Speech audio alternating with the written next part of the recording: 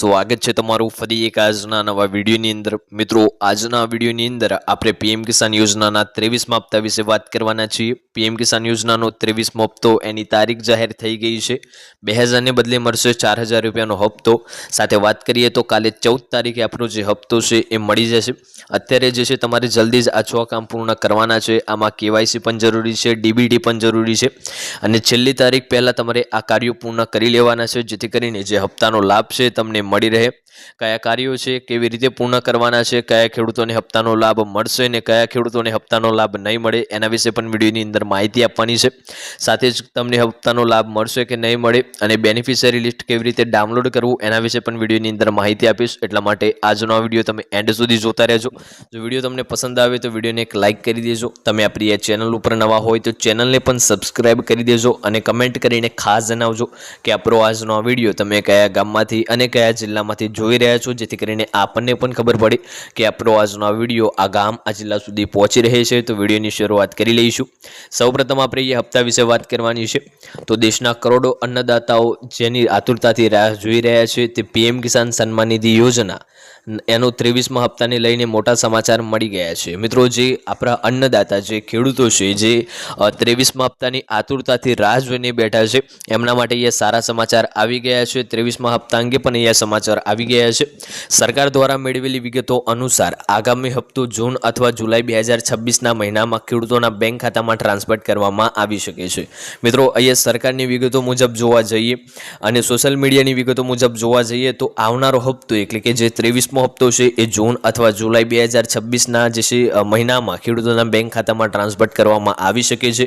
જો કે હપ્તો મેળવવા માટે ખેડૂતોએ કેટલીક શરતોનું પાલન કરવું અનિવાર્ય રહેશે। એટલે કે તમારે તમારા ખાતામાં હપ્તો મેળવવો હોય તો સરકાર દ્વારા જેટલી પણ શરતો રાખવામાં આવી છે એ શરતોનું તમારે પાલન કરવું પડશે। જેમ કે જે 6 કાર્યો આપવામાં આવે છે એ 6 કાર્યો તમારે એ સમયસર પૂર્ણ કરી લેવા પડશે, જેથી કરીને જે હપ્તાનો લાભ છે એ ડાયરેક્ટ તમને મળી શકે।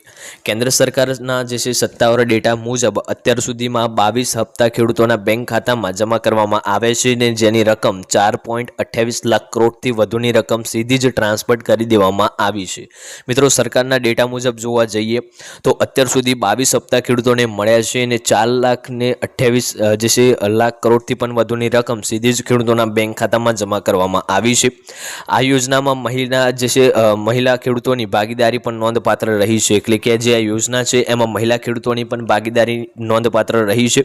અંદાજિત 2.17 કરોડથી વધુ મહિલાઓ લાભાર્થીઓને અત્યાર સુધીમાં 1.10 લાખ કરોડની સહાય મળી ચૂકી છે। એટલે કે 2.17 કરોડથી પણ વધુ મહિલાઓને 1.10 લાખ કરોડ રૂપિયાની જે છે સહાય મળી ચૂકી છે।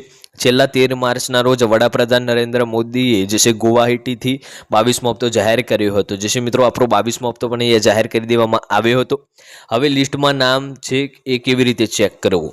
તો જો તમે પીએમ કિસાન સન્માન નિધિ યોજનાના લાભાર્થી છો તો તમારે સત્તાવાર પોર્ટલ pmkisan.gov.in પર જઈને બેનિફિશિયરી સ્ટેટસ ચેક કરી લેવું જોઈએ। એટલે કે તમારી અહીંયા લિસ્ટમાં તમારું નામ છે કે નહીં એ ચેક કરવા માટે સૌપ્રથમ તમારા જે ફોનનું ગૂગલ છે ને તમારે ચાલુ કરવાનું છે, તેમાં સર્ચ કરવાનું છે pmkisan.gov.in। જ્યારે વેબસાઇટ ચાલુ થાય તેમાં સ્ક્રોલ કરીને બેનિફિશિયરી સ્ટેટસનો ઓપ્શન જે છે શોધવાનું છે અને એના ઉપર ક્લિક કરીને તમે અહીંયા જે છે તમારી જે માહિતી છે જેમ કે ગામ, જિલ્લો, તાલુકો એ બધું દાખલ કરીને તમારા ગામનું બેનિફિશિયરી લિસ્ટ ડાઉનલોડ કરી શકો છો અને અહીંયા જે છે તમે જોઈ શકો છો। અહીં તમારો આધાર કાર્ડ નંબર અથવા મોબાઈલ નંબર દાખલ કરીને પણ તમે એ જાણી શકશો કે આગામી હપ્તો તમારા ખાતામાં આવશે કે નહીં આવે। ખાસ નોંધ એ છે કે ખેડૂતોનું કેવાયસી બેંક સાથે આધાર કાર્ડ લિંક અને જમીનનું લેન્ડ સેન્ડિંગ બાકી હશે તેમને 23મો હપ્તો મળશે નહીં। એટલે કે જેમનું કેવાયસી બાકી હશે, જેમનું આધાર કાર્ડ બેંક સાથે લિંક નહીં થયું હોય એવા ખેડૂતોને પણ અહીંયા જે છે બાકાત રાખવામાં આવી શકે છે। વાત કરીએ આગળ તો નવા ખેડૂતોએ જે છે ફાર્મર આઈડી બનાવી લેવું જોઈએ।